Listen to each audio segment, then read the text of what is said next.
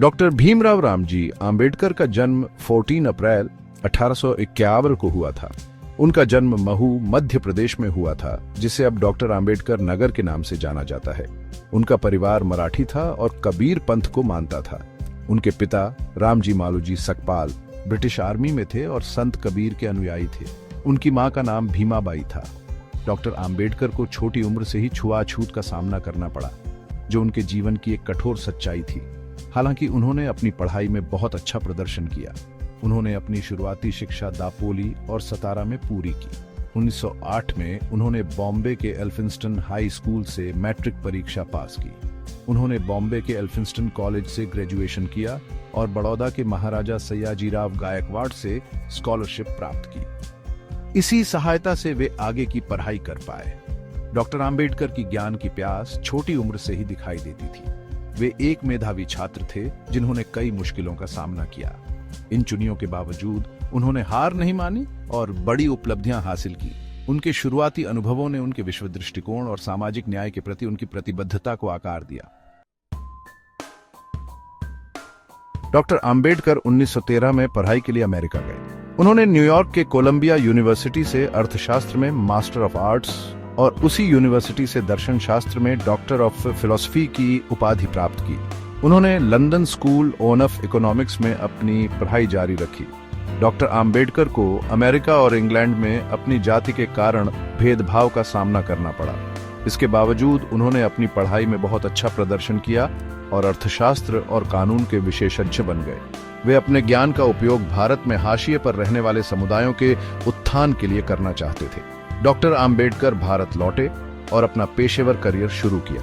वे बॉम्बे के Sydenham college में professor बन गए, जहां उन्होंने राजनीतिक अर्थव्यवस्था पढ़ाई। उन्होंने 1924 में बॉम्बे हाई कोर्ट में वकालत भी शुरू कर दी। डॉक्टर आंबेडकर सामाजिक न्याय के प्रबल समर्थक थे, जो दबे कुचलों के अधिकारों के लिए लड़ते थे। वे जाति, पंथ या धर्म के बावजूद सभी के लिए समानता में विश्वास करते थे। न्याय के प्रति उनकी अटूट प्रतिबद्धता ने उन्हें बदलाव की एक शक्तिशाली आवाज बना दिया। डॉक्टर आंबेडकर ने आधुनिक भारत को आकार देने में महत्वपूर्ण भूमिका निभाई। वे भारतीय संविधान की मसौदा समिति के अध्यक्ष थे।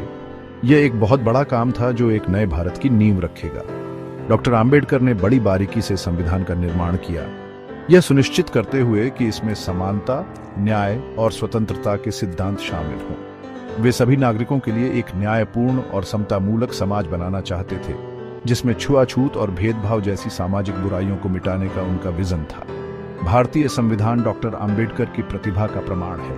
यह एक ऐसा दस्तावेज है जो हर नागरिक को मौलिक अधिकारों की गारंटी देता है और लाखों भारतीयों के लिए आशा और समानता का प्रतीक है। संविधान में डॉक्टर आंबेडकर के योगदान ने उन्हें भारतीय संविधान के जनक की उपाधि दिलाई।